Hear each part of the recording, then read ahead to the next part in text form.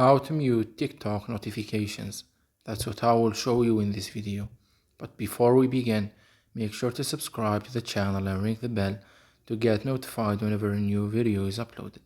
With that said, let's get started. So go ahead and open up TikTok.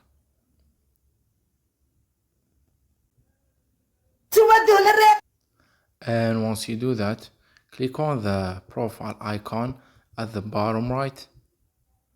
Then click on the three lines at the top right corner of your screen. Once you do that, click on settings and privacy. And here you need to scroll down to the content and activity section. And from there, click on push notifications.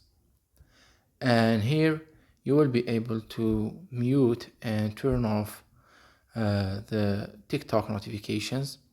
So say for example, you want to turn off some interactions notifications or the messages or videos, you can turn and mute some of them and leave the others on, or you can click on also the option that says in-app notifications at the top, so you can turn off more like general, say for example all the likes, more general features.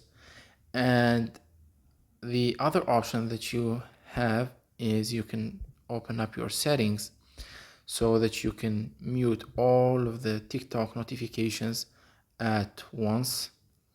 Once you're in your settings, go to apps and search for TikTok.